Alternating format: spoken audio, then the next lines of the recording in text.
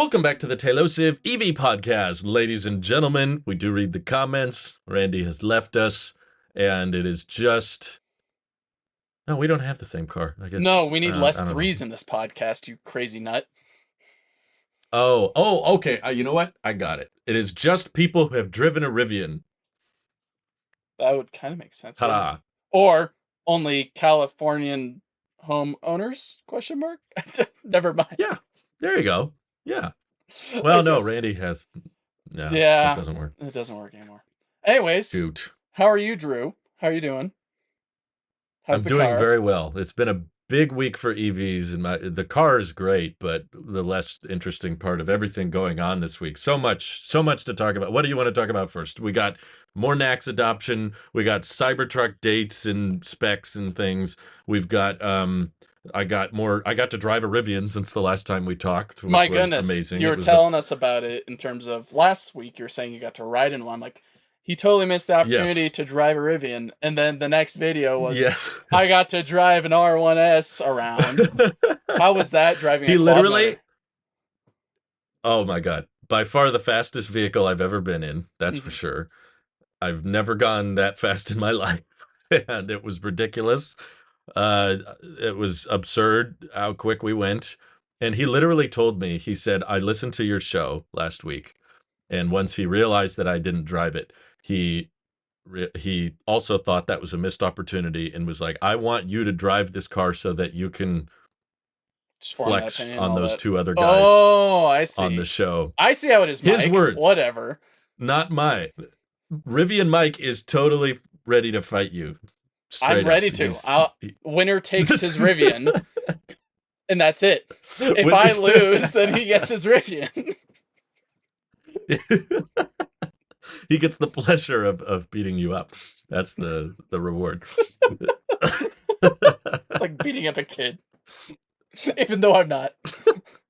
But at his age, I'm basically a kid to him. Anyways, that's really cool. What I will say, what changed my perspective a lot after driving it is how absurdly good the turning radius is. The very, very tight turning radius considering the size of the vehicle. And also made me question the need for rear wheel steering, at least in a car like that. I was just like, I was going way tighter than I ever could have needed to in any other vehicle, like just around little curves. And there was a point where we were driving up this big hill, and after a while I was like, we should probably head back. We've been going uphill for a while. So it was not a wide road. It was not a freeway. It was just single lane on each side. And I just barely went into someone's driveway. And I was able to, on this narrow road, make a complete turn make a U-turn and go the opposite direction. On a scale from ID4 to Model Y, is it more ID4 turning radius? An 8. An 8? Okay. ID8. No, yeah, it was definitely ID4 territory. Probably not quite as tight as an ID4, simply because the ID4 is a smaller, more crossover, and R1S is a bit more full size. Sure. But still, I mean, ID4 is, turning on a dime is an understatement. It's like turning on a freckle. I don't know. That ID4 was like a forklifter. It was just a forklift. It was weird. That's pretty impressive if you're comparing to a forklift. It was. I've had some experience with forklifts, so I was amazed when we flipped that ID4 around. But the R1S also has something that everybody wants in Teslas that I didn't realize was that big a deal, but the bird's eye view camera feed. Yeah. After actually parking it and driving it around with it, I was like, okay, I didn't realize how much I wanted that until I had it. Once I actually had it, I was like, that is so much better than park assist lines. Right. I could totally forgive the removal of ultrasonic sensors if they gave us bird's eye view. Like, I don't think it's necessary. You just get so much detail. You see exactly where the curb is, and it's really precise how close you are, which when you're that high up, because that R1S was sitting really, really high, you can't get an accurate view through the windows of how much room do I have, how much closer can I get. And that bird's eye view saved me multiple times in our brief drive. I was gonna say, it wasn't that long with you in the driver's seat, and yet singing the praises. Well, I cut out a lot of. Yeah, yeah. I cut out a lot of stuff because it was going to be like a 40-minute video, and a lot of it was me just reacting to things that wasn't new information. I was like, this video is supposed to be about the new update that it got. It's not supposed You to be got to Drew experience that discovers what it's immediately. like. I'm so jealous. Yeah. Yeah. I did not think that was going to happen.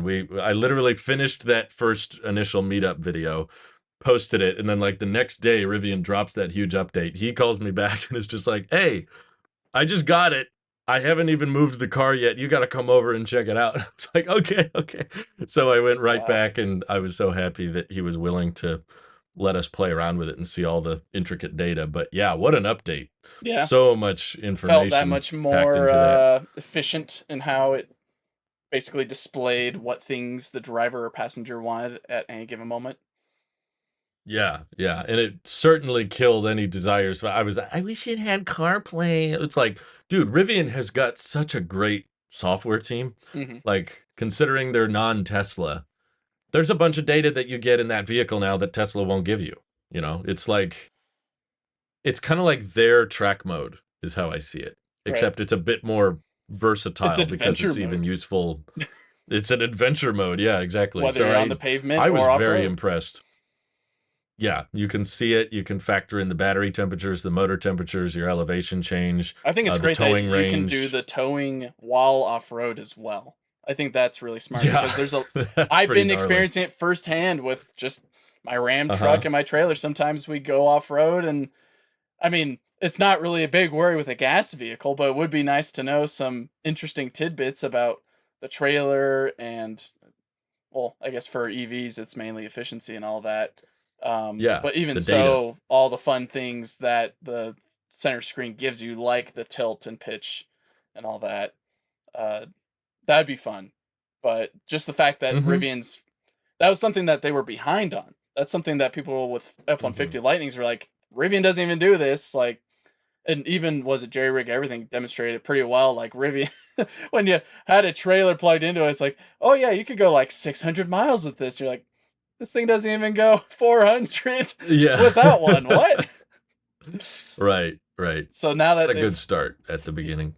yeah, I think they've put a very great foot forward with this update, and excites me that you have basically a foot in the door, the ability to check it out with Mike, and he's so grateful and just kind enough to allow you to check it out whether you're driving it or just sitting passenger.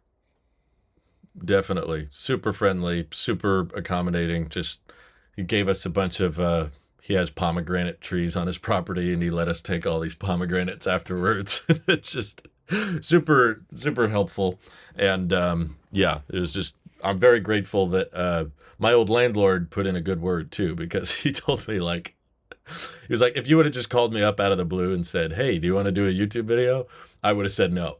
But it was his old friend that put in a good word for me that made him agree to do it. And now he seems glad that he did it, I think. Hopefully he doesn't regret Well, it. from But personal experience, from someone who is kind of in a similar situation, I don't regret it at this point. yeah, that's good. That's good. It's Maybe kind of later, trippy that that's happened twice now. So and they're both if Mike. the trend continues, by 2026, there's going to be some guy named Mike that owns a Tesla semi that's going to reach out and he's going to live 1 mile away from me. And he's going to say, "Hey, would you like to check out the Tesla semi?" So that's if the universe trend continues, I did actually we'll get have pretty semi Mike. tempted. I mean, I don't have the money, but on these travels that I'm doing, you see a lot of different RVs, and someone with Class A trucking experience, or not even Class A, like big wheel truck, pick like the semi truck, of course, experience. They Mm-hmm. got a custom built semi truck. It's a gas truck, so all people who enjoy EVs. I'm sorry about this little It's not one tangent. of the 70 Tesla semis Apparently that were not. exclusively delivered to Pepsi. No, Ugh, I don't come even on. remember the brand of What's it. But wrong? basically, they took a semi and then attached it to, or custom built basically, a giant living area behind it.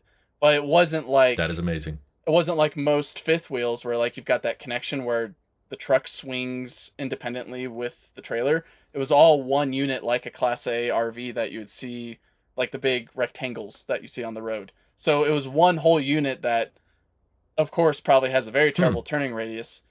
But it just got me thinking, if they get this whole factory going in Nevada with as many semis that they want to make, I really hope someday that they sell them to just the regular Joe Schmo that wants a semi for some reason, and someone makes that. I would be so interested in the fact that like a Tesla semi plus like an integrated living area, whether you can go through it or you have to go around it, who cares? That would be fantastic. I mean, it'd be very annoying to try to charge that thing. You'd have to stay near mega chargers, or if, God forbid, you could also plug it into a supercharger. You're gonna be sitting there for days. You're gonna be camping there overnight, and you're still not gonna be ready to go. Yeah. It'd be an interesting charging curve. It'd take a long Picturing time. 250 kilowatts in a megawatt hour pack. You're going probably not all day. Yeah, maybe a couple hours, but still, it might not be that unreasonable. But that made me think, maybe I should get the Tesla semi if I ever got enough money. Yeah. I don't have any for it right now. Well, I appreciate the one you got me.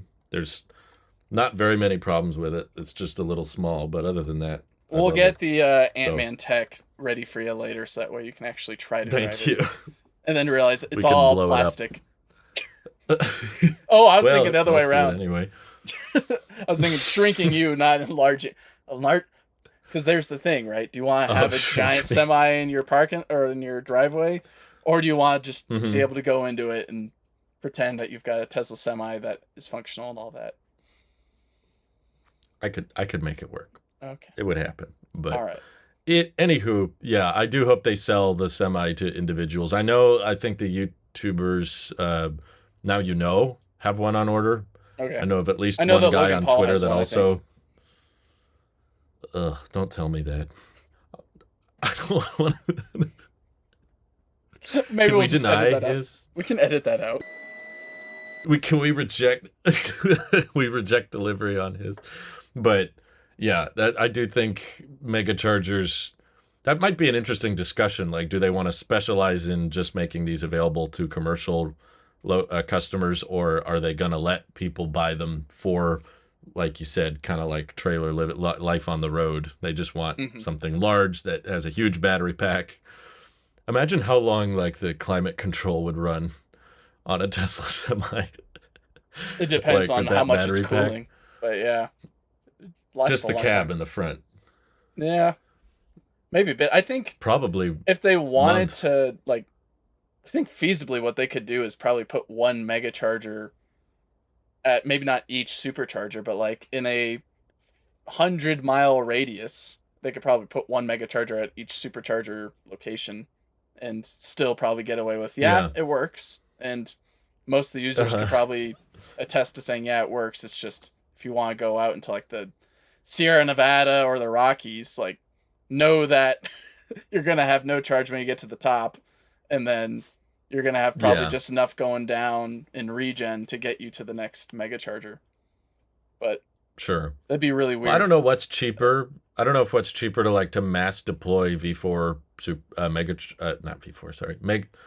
to mass deploy mega chargers everywhere, or to deploy just enough to cover like the US and just expect that you're only going to build 500-mile range semis. Because I feel like that kind of diminishes the need for as many chargers, because it's a lower volume product. So if you just said, okay, every semi we deliver has a 500-mile range, then we really only need like 2 or 3 going up the coast, and that should cover you. And then like just make a little grid of mega chargers across the US so that you could never get out of range of one with a full charge. Right. Assuming that you're having to full charge it every single time, in which we both know from experience that might not be good. We don't typically full charge ours. So, well, okay. Yeah. I don't. You typically don't either, but you do it just for health reasons once a week or whatever. Mm-hmm. I do it every day with my what's it called? Yeah, those my are iron your battery now. that I got right there. But that's the funny thing. Rivian Mike also owns a Ram pickup. Oh yeah, is it gray as well?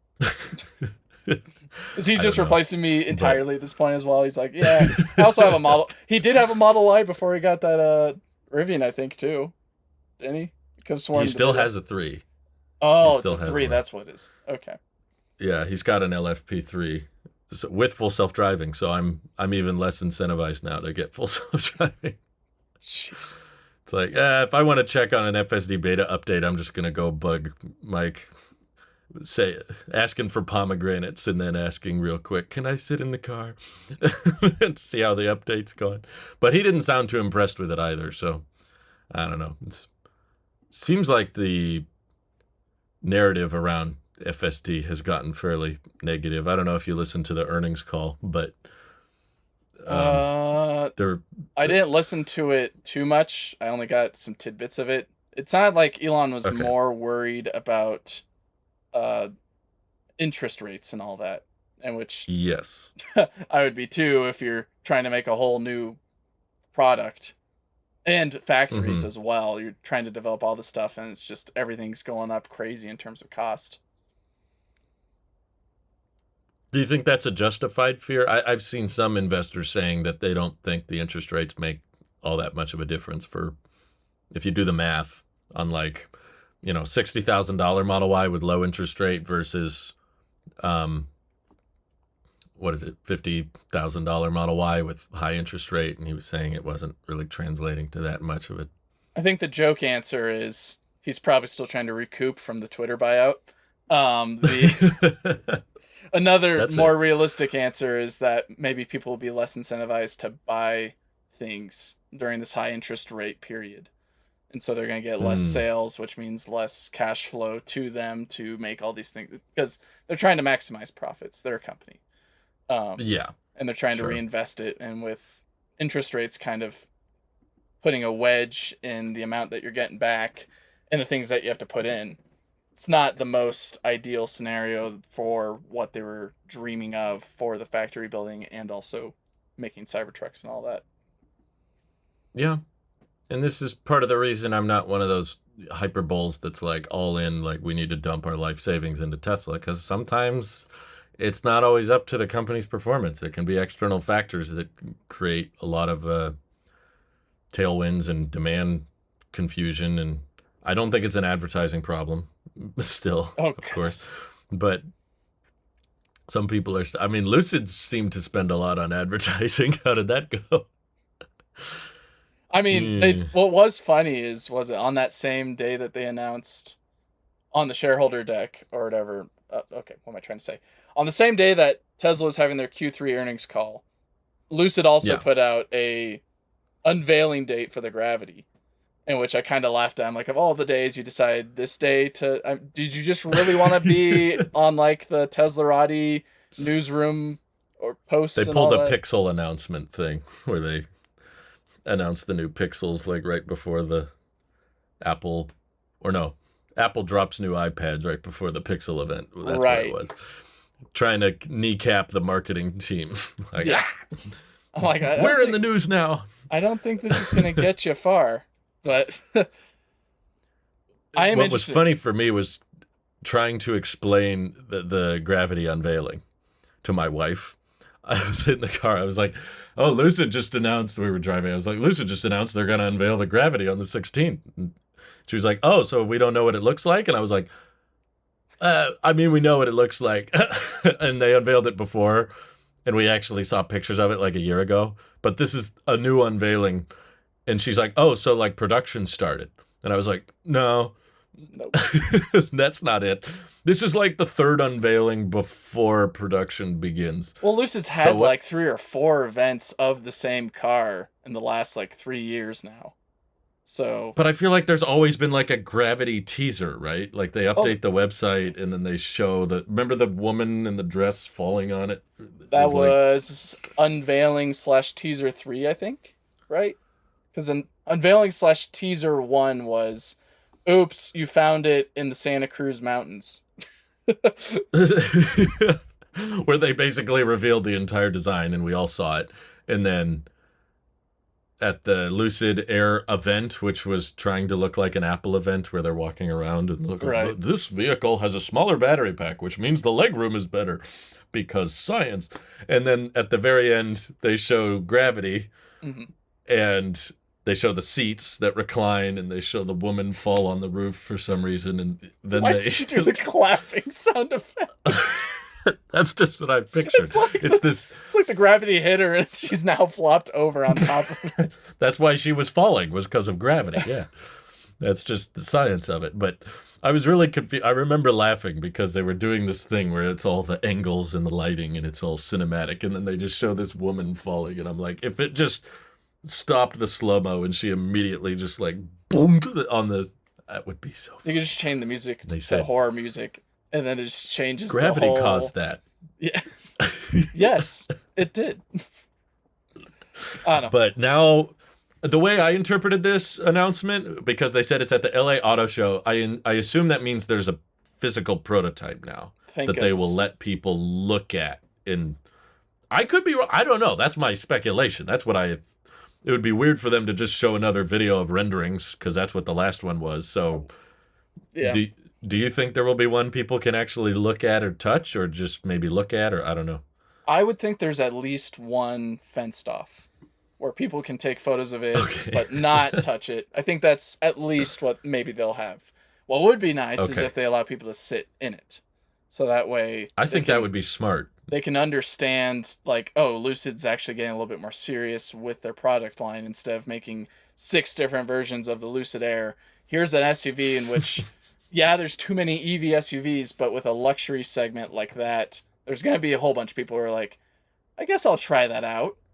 Even though that Mercedes has their EQS and EQB lines, and Audi's going to be jumping in there, or they already are, with their Q line and everything else. So they're a little bit late to the party at this point, and they really have to be pulling a lot of great punches that they'll be unveiling, hopefully, in a month, I guess.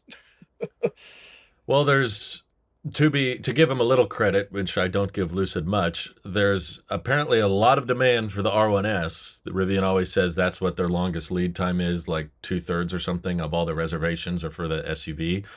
And most of those are costing easily $90,000, $100,000. They're not cheap. So there appears to be a high number of public interest in 7-seat or at least 6-seat, big SUVs that are electric, and people are willing to pay top dollar for them. I'd say look at Cadillac. Kind of the segment. That's what they jumped into immediately. True. They're like, what do we do? Well, I guess they have the Lyriq and all that, but even still, like, they know the market. That's They're like, smaller. We're going to make an SUV immediately. What do people want? They want a bigger SUV? Okay, we could probably just slap in a really big battery into this thing, and it'll get enough range for people to, like, deal with. Like, it won't be like the big towing, people haul, or equipment hauling thing that can go cross country quickly. But at least it's going to be something that people can cross shop with an R1S, and at least they'll have some chance of winning some of that market share. Yeah, and my guess is the Lucid is going to be the SUV king when it comes to range and efficiency. Right. Which, because the SUV segment is much larger than the sedan segment, I've said it before, I'll say it again, they should have started with this. For the betterment of the company, they would have been much better off starting with the SUV than the sedan, because Model S is kind of smoking it right now. And Tesla can break even on the Model S because it's not their bread and butter. So Lucid's in a very tight spot. Who knows if they'll even live long enough to see production of the Gravity. That's totally up to the Saudis. They've continued to pour money into them. They'll probably will continue to. So if there's an advantage in the market to having a full-size SUV with over 400 miles of range, Rivian doesn't got that. Kia's not going to make that. Even Tesla's not really going to make that, because the closest they have is the Model X, which people don't like because of the doors and the egg shape. Slope and all that. So Gravity sounds at least a little bit more unique and original than the Air. Yeah. So I think it'll be the luxury version of the R1S. The R1S is already somewhat luxury inside, but it's more built for adventure. Yeah.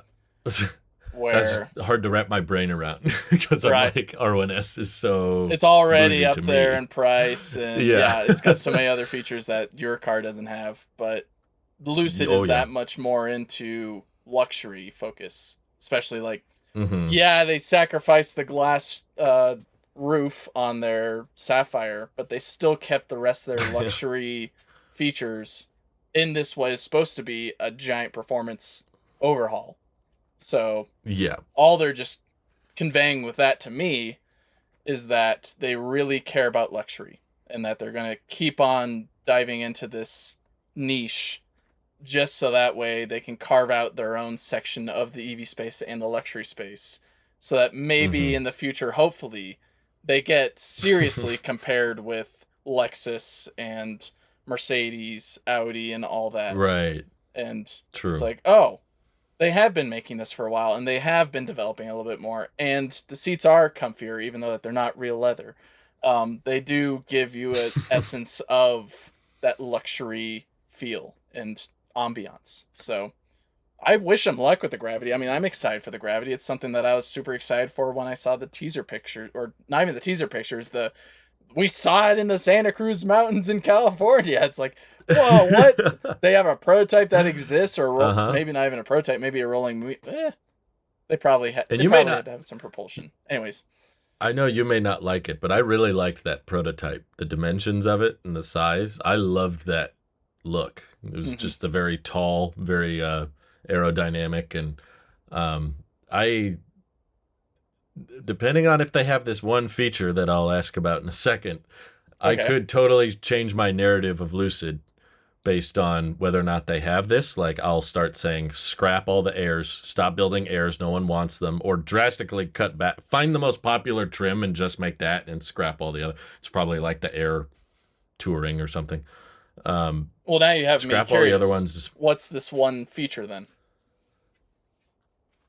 Give me an N, give me an A, give me a C, give me an S.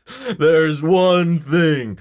That would be the perfect way to unveil the Gravity, is to showcase the luxury. Ooh. Honestly, a little flex on the industry would be to use real leather. I feel like they'd probably get some street cred for that. But probably from a lot of people who follow Mercedes. Yeah, there's a bunch of EV people that I guess also are against animal products being used, but it's like that leather's going to waste now. You know, it's not like they take everyone else's wasted leather, or like leather that they had. It's recycled leather, but it's real. Right. That would be interesting. That would be a Lucid approach, or like a very bougie approach. Is like ignore NACS for like this whole entire year where everyone is adopting it. Aptera, Ford, GM, everyone, all the way until like November. Just and name every automaker. Okay. Okay. I got a little bit of time, I think, but no, all the way until November. On stage, boast about the range, boast about the luxury, boast about the efficiency, because they would probably get much faster charging than the R1S or the Kia EV9 because they're on the higher voltage architecture. Boast about all these great things that the Lucid Gravity can do, and then top it off with, we do have. What Tim Cook just comes up. One more thing. And then they show the charge port opening up, and it's the NACS connector. The crowd would just a really great way to do it is like, you know how Steve Jobs would like have the iPhone in his pocket or something like that. They have like a cordless NACS handle that they pull out of their pocket, and then they fake like pressing the button, and then the port opens, and it's that would be Peter Rawlinson pulls out a NACS connector from his pants. And are you excited to see me? It's fed up through the floor. It goes up through his pant leg. He has to stand right at this specific spot, and they crop in just like waist up so you can't see them snaking the.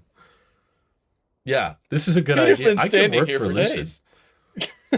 Days. They actually have a marketing team, so I could work for them. I could. Would you consider working for Lucid ever in your life? Absolutely. Okay. Corey did it. Why can't I? You know, me and him are. I mean, Corey's got a lot of time tearing down cars and all that, but. Yeah, well, I've sat in many cars, so I have experience. Well, you have a point then. Like a Rivian and a Tesla. That's two cars, Mike. Well, and an ID4. I did once, yeah. Yeah, that's I have so much experience. And that Ion 5 at one point. That would be cool. They were That would What should make we me. do, Drew? I mean, it wouldn't completely turn the tables for me on what my opinion is on Lucid, but I feel Really? that no. I think the fact that they've doubled and tripled down on the Air has kind of just perturbed me with all the different trims, and they just haven't been making themselves unique in a way.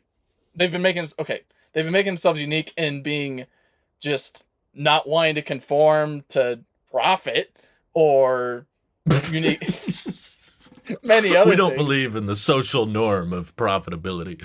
Well, like it costs We them think like beyond that. a ridiculous amount just to make the Sapphire, but they're like, it's fine. Oh yeah. Well, all of them, I think cost. Even the Air Pure, I think, costs like $100,000 to make, and then they sell it for. Oh, it's more than that. I think it costs them like $200,000 to make, and they sell it for 70. Yeah, but it would it would give me some hope for them over the fact that if they adopt a Next, it's like, okay, they're actually making the right steps. Versus they would at least be above Mazda in the level of like automakers that have been perturbing me with their EVs. They'd be at least above Mazda, who has been just discontinued their MX-30 as well, just because, well, I guess they ran out of them because they only wanted to make so many. And I'm willing to give trash on them. Yeah, I'm willing to give a shot at redemption. I think they could win me over, and I will give them. This is probably not likely to happen, which is why I'm saying this.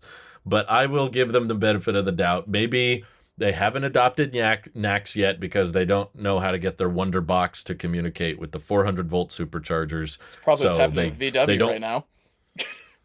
Yeah, that's probably the main reason they haven't switched yet. But I could understand that with the Lucid Air, right? Because they've had an assembly line, they had a design, they locked it in, it's in production, so they're like, it's going to be too complicated. But the Gravity hasn't started yet. And they're not even really close. The production's not even, I think, supposed to start till like a year from now. So you have time to update the charging internals, update the battery management system. There's, in my head, especially now that Hyundai and Kia have also announced NACS and they have higher voltage architecture. Cybertruck's confirmed to have an 800-volt architecture as well. So if Tesla can maintain high voltage cars, and I think Electrify America is like single-handedly killing this company. It's really like not much is wrong with it aside from that. Lucid put eggs in like the wrong primary basket. issue. Yes. Not only did they put all their eggs in that basket, but that basket is got holes in it, and it's at Walmart. So just double whammy. It's jeez, unreasonable. So yeah, everyone's on the NACS train. At this point, it's no longer. I'm no longer excited or happy when someone announces NACS support. It's turned into what took you so long / about time. Right. And all those other companies that have adopted it now, like Toyota and BMW, that were the more recent ones, those guys will be okay. They're big enough and they've got revenue coming from their gas vehicles. They'll survive if their EVs don't do that well. Lucid does not have that fallback. I feel like they need NACS more than anyone. That's the one luxury they don't own. The Gravity. Yeah, that's a pretty important one. It's something that gives a cheap $40,000 Model 3 a massive deal-making advantage over a $180,000 Lucid. You can have all the bells and whistles in that car you want, but if you don't have NACS, doesn't matter. You're going to be stranded somewhere. You're going to be stuck. So if they unveil the Gravity and it has NACS and it supports the higher charging speeds, or I think honestly it's hard to market this. It's hard to advertise this, but Lucid's advertising, right? So they should be the ones talking about this. I think all EV companies, but primarily Lucid, could focus more on not trying to just flex peak charging speed, but instead emphasize charging curve. Because I feel like that's arguably more important, just like how long we can sustain that. Like if they show the charging curve of the Gravity and it's like we can sustain over 200 kilowatts up to 50% or up to 60%, which allows for, 200 miles of range in 8 minutes or some crazy number like that. Try to shift the narrative a little bit away from peak charging speed, because a lot of these EVs hit that for like 2 seconds and then they taper back down, and it like But people don't know that. People don't talk about that as much with EVs. They just want to talk about the peak speed. So there's a alternate universe where the Gravity changes my whole viewpoint on Lucid, but hopefully we're I'm in that probably universe. not going to get that. I hope. I want to root for them, but I just can't when they're doing what they're doing. It's air tough. is just so it's bad. Tough to watch. I'm sorry. What isn't tough to watch, though, for things that have aged a lot better, in my opinion, is the fact that Tesla is finally, for once, well, they've kept to their word on many different things, but for once they're keeping their word in regards to a Cybertruck option, or should I say 2 options, in which this news broke today, is that the NHTSA, thank you for being the best leakers possible, NHTSA, have revealed that there are 2 different Cybertrucks that are going to be offered, at least that we know of, being a dual motor and a tri-motor, which also has the name Performance attached to it, which kind of makes sense, in which I think I kind of called it last week or the week before. Performance pickup truck. That. Yeah. Yeah. I'm really excited, and I kind of want to say I told you so, because in the back of my mind, I knew that this is probably going to be the case. And I've probably flip-flopped many times on this podcast where it's like, oh, they're probably going to make the dual motor. No, they're probably going to make the tri-motor. Maybe there's a quad motor. You were so consistent from the beginning. Thank you. I appreciate that. I'm so glad that Tesla is keeping their word on the fact that from that poll from years ago, it seems like ages ago, they're like, which ones would you like most for us to make first? And it's like single motor, dual motor, and tri-motor. And it was kind of revealed at that point that people wanted the dual and tri. And Tesla is like, okay, we're now seeing from this NHTSA report that they are going to make a dual and tri-motor Cybertruck. That's awesome. I'm so happy to hear that. I'm happy to be wrong, by the way, because I did not think that was going to happen. I mean, we still don't have confirmation yet. They could maybe tri-motor 6 months away and dual motors, next month. I don't know, but it's definitely encouraging to actually see it in writing on a government document, like dual tri. That's a good sign. But no quad. No single motor. It seems like quad kind of came and went like a phantasm in the wind. And single motor's kind of just drowning underwater at this point. But I will say what this opens up at least what this opens up for a window that I'm really anticipating, and hopefully we get confirmation for, is that tri-motor keeps that range metric that we're all waiting for and we're all excited for. Many people are. That's a tough one. Does this news make you think that 500 miles of range is still a possibility with the Cybertruck? Yeah, I'm a little confused, to be honest, because I read that document and I saw what people were saying, because it was talking about the gross vehicle weight, which includes max payload and everything. So it's not the curb weight. It's not the empty weight. And it was still in the 9,000 to 10,000 pound class for both of them, I believe. It went from 8 to 9 and 9 to 10, which means that if you add on, 8 to 9 for dual and then 9 to 10 for 10,000 for the tri. And so I think if you assume that its its payload capacity is around 1,000 pounds, is that 1,000 pounds? Yeah, which is a lot of stuff you're putting into it. That puts it roughly at the same area as its competitors. The Rivian's curb weight is around, I think, 7 to 8. This Silverado is supposed to be around 8.1. The Ford is, I think, the lightest right now with like 4 to 6. I think it's a little under 7. Yeah, it's like 6,000. I think it's a little under 7,000. Yeah. So, which I mean, I was thinking that when I was guessing. Yeah. But the concept of the tri-motor being in a close weight class, I suppose, shouldn't shock me, because the battery's not everything for the weight. But I just know that the energy density of the 4680s is not that great at this point, even for the Cybercell. It's a little bit better, but it's basically on par with 2170s. And knowing like we talked about when the Ram EV announced their range, there's not usually a very good efficiency trick to get a truck to go over 500. You kind of just need a huge battery.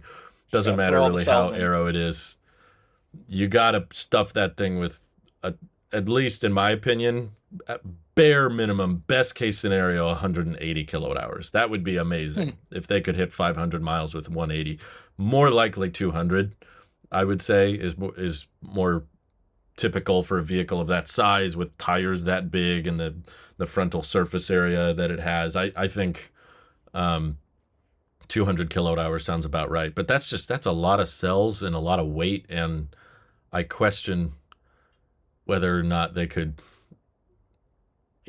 comfortably sell that or be happy with the performance of something that heavy, or what would the price on a vehicle that expensive cost. I don't know. It doesn't really sound like Tesla to me to have two different battery packs, two different powertrains. That's kind of complex for them. They tend to like to keep things really simple and manufacturable. Maybe it helps that there's only one color and they don't have a paint shop to worry about. So maybe they feel more comfortable with diversifying batteries and motors and stuff. But yeah, maybe this will help. This will help me definitely, but maybe you can clarify. Do you know where the rear-wheel drive Model Y's batteries come from? Is it LFP? I don't think we have confirmation yet. Most people, I think, do think it's LFP, but I think Value Analyst had some data suggesting that it might not actually be iron-based. It might is that built in Fremont as well? Because it seems like Giga Texas has kind of shut down Model Y production for the time being. Yeah, I don't watch the aerial photos. Know yet. I haven't seen anyone gotten a VIN yet on the rear-wheel drive Model Y, so I haven't seen confirmation on where they were made. But okay, because what I'm trying to lead from that is like, if Tesla's comfortable with making several different versions of the Model Y, having two different battery packs for the Cybertruck isn't really a problem, because Fremont's already a jumbled mess of different lines coming together into one assembly building and all that, where like they've streamlined Giga Texas for Cybertruck production, and I think they could afford parallel lines, or even in the same in the same line for the battery pack, just putting in for this order less cells, and this order more cells, and then whatever they have dummy cells in there, or they just don't fill it. Yeah. I don't know. The only caveat to me is that, they did diversify the Model 3 battery packs and the Model Y battery packs, but it was usually several years later. It was like at the launch, they just had a long range and a performance, but they both had dual motor. They both had the same battery pack. And the Model Y was that way for quite some time. Sure. And it wasn't until like a year later they did the standard range, but that was still with 2170 cells, and then they scrapped it after like a week. And then it was gone until a couple weeks ago, and now there's some different battery pack, but we're not sure which it is. So yeah, it's like, I believe that they could diversify the Cybertruck in the future, like even put an LFP pack in there probably, but I doubt that it would be ready this soon, like on launch, that it would have that much diversification. So I wonder, obviously, ideal situation is the tri-motor with 500 miles is ready. I hope that's the case. That would be exciting. That would be game-changing. I'm still expecting it to just be dual motor with 300-something mile range. But what is making more sense based on the cells that are available now to me and how Tesla likes to keep things simple is that they might just have a dual and a tri, but put the same battery pack in both and not talk too much about range. Just say, well, this one's faster and has a higher towing capacity and costs more, and this one's dual, but they both rock similar like 130 something kilowatt hour packs that get, there's like maybe roughly 20 to 40 mile range difference, basically. Yeah, is what you're it'd be expecting. something small. Okay. Right. That hasn't been told to me. No one's leaked that to me. There's no sources or anything, but that, if I heard that, I would say that makes more sense, because I feel like the 500 mile range just doesn't seem ready yet. Even if the cells were energy dense, it's a charging problem more than anything, because that's a huge battery pack. And as far as we're aware, none of the superchargers, even the new V4s going in, I don't think go much higher than 250 kilowatts. So Maybe Tesla has some great charging curve trick up their sleeve to like maintain 250 kilowatts really, really deep into the pack. But yeah, no consumer has had a Tesla with a battery pack that huge. So if they do start delivering Cybertrucks with huge battery packs like that, and we're all stuck charging them at V3s, V2s, it's still not going to be that great a towing experience. You're going to be stuck there for a while, and a lot of those chargers don't have pull through still. So right. I would, if I were Tesla, I would just focus on one trim, one launch model, and then hold off for the 500-mile range till later. But yeah, see, it's all expectations. I wish they would just reveal this stuff. I wish they would just talk about it. You somehow segued this in pretty well, because we didn't also mention that before we got this news about a dual and tri-motor Cybertruck is the fact that we got a delivery date finally for the delivery event at Giga Texas. From I think it was before. I think it was before the shareholder. I didn't get the chance to listen to the shareholder thing. I was busy on a hike or something like that. You didn't miss much. It was not that interesting. Was it their own Cybertruck handle tweeted out the delivery date and also a very similar image to what their teaser image was of the truck. Being 11/30/2023, which I'm a little bit disappointed that they didn't almost go full circle with it being on the 19th, I believe, of November. Or at least Cyber Monday would have been perfect. Oh, that would have been great as well. Wow, they missed two different things that would have been great. Yeah, they missed two different.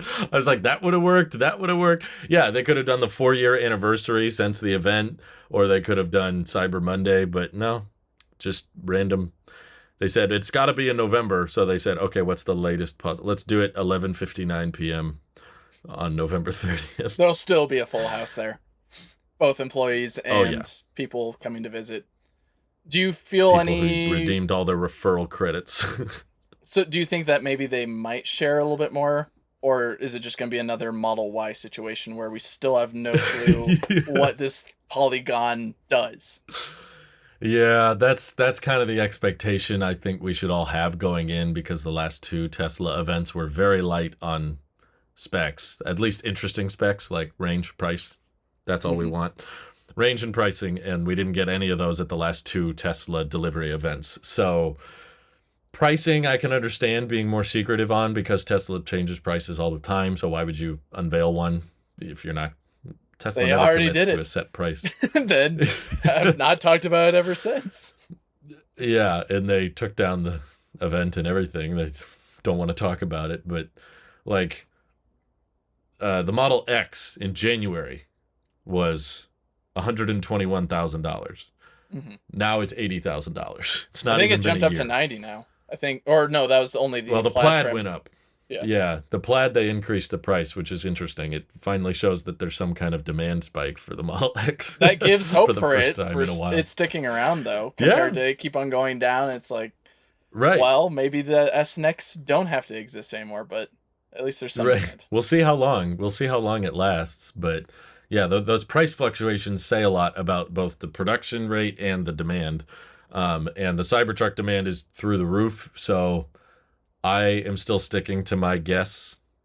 That sounds icky, and wrong, but I still think it sounds kind of like Tesla, which is to keep it at $79,990 for employees so that they get the federal tax credit, and then by the time it's ready for non-employees, they start raising it. Okay, well, demand's a little higher, so we upped it to 85. Oh, the demand didn't slow down, so we upped it to 90. Oh, now it's 100. Now it's 120. And it's going to do the whole Model X thing where it's like, okay, you guys aren't slowing down. Because I think there will be, once deliveries begin, and especially once a content creator gets their hands on it and starts posting videos of all the little bells and whistles, all the tiny little... You're probably going to get another spike of orders then, because people are like, oh, this isn't a concept anymore. This is an in-production. Deliveries have technically started. So that will get a lot more people interested in it. And Tesla's going to see that new wave of orders on top of the already huge wave of orders and continue to be like, oh, okay, let's go higher, higher, higher, until they catch up on those, and then they work their way down. So I think range, I'm a little bit more iffy on.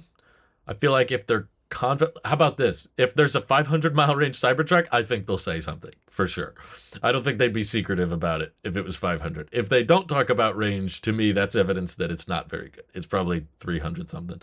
It's interesting that you jump between 500 and 300 and don't meet in the middle with 400.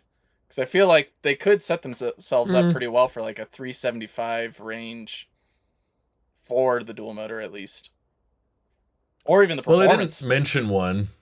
375 for performance and then 400 for the dual motor. That would be nice. I think that might be a good lineup. That's my guess.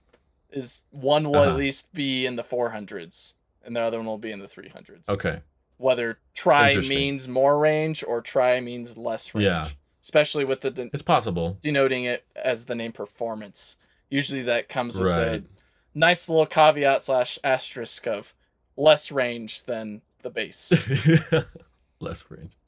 That's true. No, it's a reasonable guess. Any guess is as good as mine at this point. But the way I see it is, if they are doing dual and tri, they're staying somewhat close to their original unveiling trims, which dual was going to be 300, tri was going to be 500. And to me, like, you either accept that 300 something is good enough because if you have a good charging network, that's good enough. You don't need to go crazy long because you can stop and top off real quick. So it's either like match the competition or vastly slaughter them. It's like, in terms of range, I feel like those are the two options.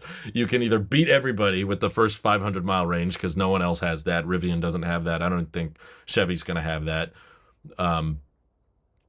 Ram isn't close for production, so they're taking Ram their to the time. punch. Yeah. So it would be definitely an hardcore smackdown if they were just like, launch truck, here it is, 500 plus miles. It sounds too good to be true, which is why I'm skeptical, because Tesla's has a track record of kind of letting me down in the past, especially when it comes to range figures. So it's either like, okay, you need every bit of range possible because you're towing and every mile is going to get cut in half. So go all out. Or if you're going to accept that, I don't need to go all out yet and I can just get by with stopping more and charging, then 300 is good enough. It's like, to me, it's like the efficiency argument or the go big or go home argument. I suppose 400 to me just sounds like a weird little middle ground. Like, it's not crazy enough. Yeah. It's not crazy enough to make people feel super confident in EV towing, but it's not bad. It's not small enough to get like super good efficiency because it'll probably be heavier. So I'd rather 200 miles of range rather than 150. That's 50 extra miles in the trip that I don't have to stop and charge, whether I'm towing or whether I am towing. If I'm not, then I guess I get more range regardless. But the charging network, I think, still honestly has a bigger impact, because if you're usually not showing up to the charge station at 0% and you're usually not leaving at 100. So it's more of a matter of like, how big is the gap between those chargers? Because if you have that extra 50 miles, but it's only going to get you to this, like, okay, maybe it gets you 20 miles past that last charging station, but you're still going to be dead in a field somewhere. So you have to stop here anyway, because you're not going to make it to the next. So if you don't make that big jump to the next charger, then that extra 50 miles doesn't necessarily save you that much, because you still have to stop earlier. Depends otherwise where you your can't destination get to the next is. one. For instance, I go between Northern California and Central California. Yes, I'm calling Bay Area Central California. For those who live in Bay Area, it is not Northern California. And for those who live in LA, it is not Northern California. I agree. Anyways, don't bunch me in with those people. Anyway. I am not like you. I go between Northern California and Central California a lot, whether I'm towing or not. And I've done it both with an EV and a truck that has to tow. And I would say that the range, every single mile matters, in my opinion, whether I get there or not. If it's an EV and I can get to the destination up in Northern California and I don't have to stop, especially with livestock, and that just means once I get there, I've got like 1 or 2 miles left. That's okay, because then I could just plug in for a slow charge at the destination, and that's all we needed. We just needed to get there without having to stop, and that was the important factor. Or even those that just don't want to stop. that is also an important factor. There's many people out there who are skeptical about EVs just because they have a short range. And so having that availability to go that far, whether you're going to 20%, 10%, or 5%, or 1%, does matter to a couple people, or sometimes it doesn't matter. But I think just... That's fair. Having 50 more miles, it may sound like kind of like what I said, I think, in the last podcast with the dual motor max spec Rivian. $15,000 or $10,000 for just a little bit more range sounds ridiculous, but there are people that will pay for it. Especially for me, if I want a vehicle that will last for as long as what it seems like the Cybertruck will. And if it means that it gets 500 miles of range on day one, awesome. That's great. That's what I want. That would be really cool. That's what I want. I don't technically need it, but I would definitely... Well, it is one of those things that is on the box of checks for both me and my wife of like, it needs to have that, or we would highly appreciate it having it. If not, then it just means they're not going to get a sale from us probably in the end. So... That's fair. They probably won't care. There's probably going to be a whole line of people still wanting to buy it, even if it has 100 miles. We're not going to have... we're not going to have a good data on Cybertruck demand, I feel like, for the first year. It's just totally tainted and skewed by Tesla Hyperboles that are just going to... Or people buying them for fleets, that are just going to rent them out and stuff.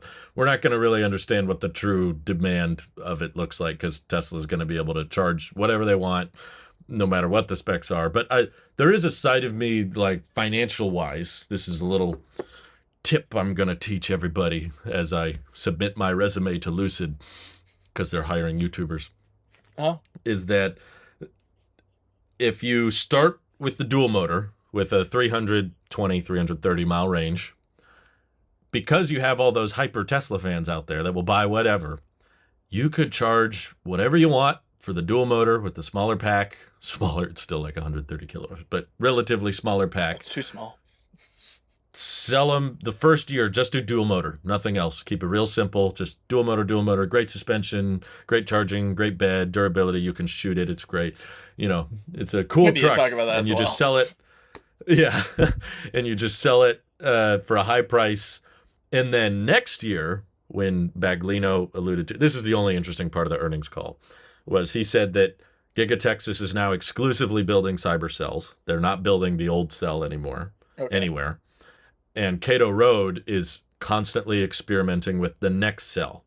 So Cato Road is working on the cell there's to replace... three generations, technically, that we know of the 4680. Yeah, now there's 3 different 4680s confirmed, but the first gen has been killed off, unlike the first gen Apple Pencil. This is the... Dang it! This is the USB-C 4680 cell. No, this is it has a little slider on it. That's hilarious. Okay, no, it's he said that the next cell they're toying around with at Cato Road is going to be even higher energy dense and cheaper to make than the cyber cell. So the way I interpreted that, the way I looked at that was, okay, so you start with the cyber cell that we know about. You build dual motors for a year, and then end of next year, you gotta leave the crowd wanting more, right? Next year, you introduce the 500 mile range with the tri-motor, and that one has the higher energy dense cells, so it's easier to hit 200 kilowatt hours, and you don't have to change the structural pack and everything as much. And then all of the Tesla Hyperboles that already bought their dual motors are now going to go buy the tri-motor again. So you got 2 sales. Yep. You got 2, and they're either going to trade in their dual motor for crap money, because Tesla will give you a crappy trade-in value, and you'll say, I don't care, I want the tri-motor now, I want the better one. They'll probably sell it on eBay or something like that for a ridiculous amount. If they're smart. This is VIN 1567. Yeah. Right. If they're smart, they'll try to flip it, or at least get a better trade-in, or better resale value. But then that original Tesla Hyperbole base, they have to focus on selling their dual motors, whereas Tesla can just focus on selling the tri-motors. So you'd get a lot of double sales that way, in my opinion. Kinda. Tesla doesn't really get financial structure, but part of that sale unless you these hyperboles sell their car to Tesla to get the next car. No, I mean, they bought the dual motor launch edition, and then a year goes by, and those same people will buy the tri-motor. Whereas if you start with tri-motor and dual motor, the Hyperbole's just going to buy the tri-motor. He's not going to buy the dual motor because that's just the inferior, cheaper one.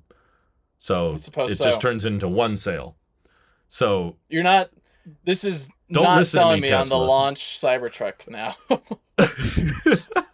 This line of logic is pushing me away from buying a Cybertruck. This is how my brain works. This is what they could do that I hope they don't. So don't listen to me, Tesla. But obviously, it would be far more fun and it would be far more exciting if they just launched the tri-motor right away. That would be more fun. So I hope that's what happens. I really do. But I question the weight and I question how they can get that much energy into the pack. And also how tri is more range than a dual. When we've seen throughout the industry and also with Tesla's lineup that the performance gets less range. Yeah, it would have to be a different pack. That's for sure. It would not be the same pack in both, which adds more complexity, which is why I'm a little curious how that's possible or what their thought process is. But I'm hoping the event dives into that. If they don't dive into it, it's definitely because it's not very good. But I do think they could fill the event basically with just Cybertruck facts, new info. Here's the software. Here's us shooting it. Here's how durable it is. Here's the bed. Here's the tailgate. Here's the charging curve. They can talk all day about suspension, about 14 inches of travel or whatever. 14 inches. Yeah, it goes up and down, and how it shifts and adjusts, and there's different drive modes, and we built in all the, here's a frunk, and they get all close and personal. I think they could fill a whole event without talking about range and price. Sure. No problem. That's not going to be an issue. A lot of people are just convinced they have to reveal everything, and I'm like, no, they don't. They can get around it. I think the big thing that'll probably sell me on getting a Cybertruck is if those who buy the launch edition Cybertruck get a Cyber Quad with it for an extra 5 or 10,000. Then I'm like, okay, well now I have to get it. Because that's the one golden egg in this whole Tesla lineup that I've been waiting for desperately. The truck's great. It'd be great to have a EV towing truck, but an EV quad made by Tesla that just looks audaciously ridiculous but has amazing power and efficiency. I'm sold. Oh yeah, that would seal the deal for you, I can tell. Yep. That would be it. It's been radio silence the whole time. Even my wife was just like, have they talked about the Cyber Quad since the event? I'm like, there's only been one post on it on WeChat about they're looking for students. There's a kids one. Yeah, well, there's the kids one, but they're also I think there's some call out to high school / college students in designing a battery pack for the Cyber Quad. Or coming up with a design and selling it to Tesla and working with Tesla engineers and all that, basically the whole stem. Yeah. But I bet they'll outsource it personally. I don't think they'll make it as long as it's got cyber cells, I'm okay. That's what matters. As long as it can get me decent range, I'm down. I think someone found out that the original Cyberquad prototype was just a retrofitted Yamaha something. It was an existing quad that they just added some polygon. I've seen it with my own eyes. Yeah, you got to see it. That's right. I wouldn't be shocked if they just reached out to some quad manufacturer and said, hey, put in these specs and we'll pay Yamaha is adopting the NAX port. Will the Cyber Quad support NAX? That's a good question, actually. Yes and probably not. I don't know. It'd be nice. Doesn't need to support DC charging. Plug in. Just an AC charger. Here's a really weird scenario that just went through my head. You plug in a wall, a 110 outlet for your mobile connector into the wall and then into your Tesla. But for the Cyberquad, you plug in the wall plug into the Cybertruck and then plug the Tesla connector into the Cyberquad. It's what? The wall has changed to a vehicle now. And the vehicle is charging a vehicle with the charger that you can charge that vehicle with a wall. I know. That's 16 walls. Dang. Do you think the armored glass is still happening? That's a really great question. I was tangentially, it surprised me that also on this same day that people were spotting a Cybertruck with a whole bunch of bullet holes in it, and then Elon responds that, yeah, we shot it with a Tommy gun and emptied a whole magazine into it, and not one bullet went through. In which that means you can shoot a Cybertruck with 45 caliber bullets, and it should be most of the time okay. Do you think Elon actually knows what a Tommy gun is, or does he just call any high-powered gun a Tommy gun? I don't know, because if he said Thompson gun, that'd probably give me a little bit more reassurance that he knows what he's talking about. I mean, there is a video or photo of him shooting a Barrett 50 cal, so he has some and he lives in Texas, so he has some semblance of what guns are. Do you think he loaded it himself? That would have impressed me more. Those bullets are pretty big. To see him actually loading it. I've only seen him shoot. I haven't seen him like, you know. He just said, yes, Tommy gun. I would hope, though, it shot fast. Going back to your original question, it would be interesting for the fact that you can shoot a Cybertruck no matter what location on it with a 45 caliber bullet, and it should resist it. I think that's the more interesting. Like, it becomes you're driving the president's limo around, but you can put all your Walmart groceries in the back. How appropriate. Yeah, I don't know if armored glass was even promised to be bullet resistant, though. They said it was nuke resistant. Extra strong. Well, that's different, isn't it? Well, yeah, it's pinpoint versus large shockwave. You got more area of glass to shield yourself against the force/pressure that is being exerted on whatever object you're looking at. But plus, he just said if it breaks from a nuclear explosion, we'll give your money back. That's the right. That's the warranty. What comes to my mind right now is that nice little slow-mo shot of them having a ball hitch basically hit their panes of glass. Yes, for I think it was a semi-event, I believe. Mm-hmm. And they're showing that regular glass shatters or at least cracks, where their armored glass, it's barely like a little ding, if anything. So yeah, I would hope maybe Cybertruck has it. It's kind of hard, right? Because they didn't talk about it at all at the delivery I was bummed event. by that. And so it's like, that makes me think they didn't do it, and they just haven't commented on it at all. And now we're getting to Cybertruck, which also is supposed to have this armor glass, and they're still not commenting on it. No, but I don't like talking about it. Who knows? Maybe their shirt at least was it on their shirt. They've got a broken glass called Unbreakable or whatever, something That's like right. that. Like they embraced it. Embraced that at least, in which it didn't break. It had a impact mark. Fractured. Yeah, fractured, but it did not shatter. So I don't know. I couldn't answer that question, Drew. Yes, no, maybe. I hope so, because if the metal can resist 45 caliber bullets without a problem, and they have been marketing that the glass is also just as strong, both from the unveiling and also the semi-truck thing as well, I'd hope it's also that same resistant, because then that just means you could abuse the crap out of this truck and it'll be okay for many years. Yeah.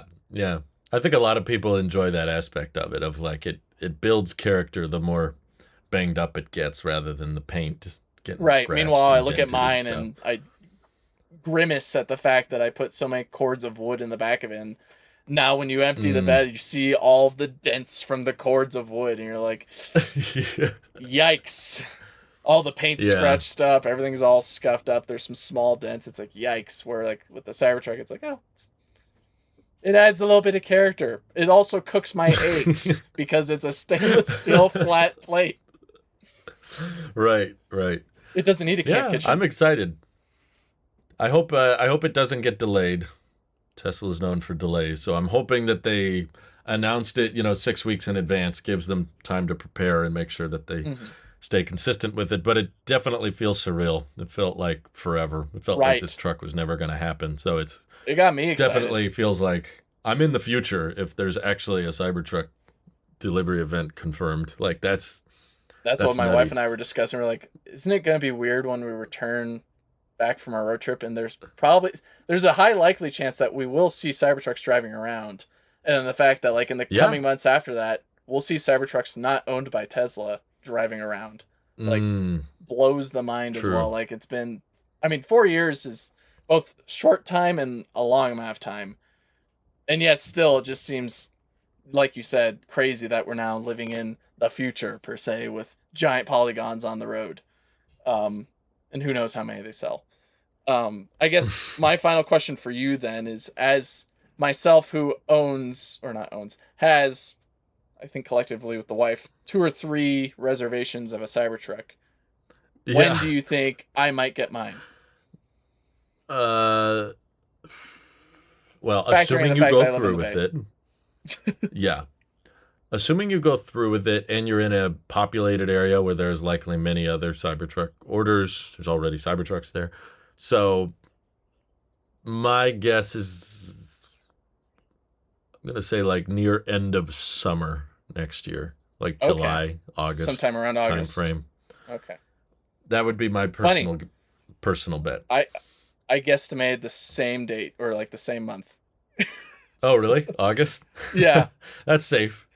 Give some time for them to deliver to employees and some time to ramp up, because I was surprised they said the annual capacity was going to be over 125,000 or something. I know they don't hit that. Sounds but still, insane. I was not expecting even a ballpark number to be that high. I thought they were going to be. You can't really compare apples to oranges. Like you can't just say just because they've done the sexy lineup means that they can ramp up immediately that quickly. Like, no, this is all new. This is very different. If you're a scale from Model Y to R1T, it tends more to the R1T than it does to the Model Y in terms of ramping a product. New controllers, new higher voltage architecture, new batteries, so much everything. New all put together. Yeah. 48 volt battery now. Whatever quote that I saw floating on Twitter, they dug their grave with this product. I think someone named Ellen said that. Oh. She still has a show? Yeah, the Ellen Musk show. All right. Well, we got our predictions out there. Thanks, Mike, for making the time. And thanks for editing this week's shows, by the way. That saves me a lot. It's crazy this week. And we'll see you all next one, hopefully with more EPA test results. Bye-bye. That was a creepy smile. Bye.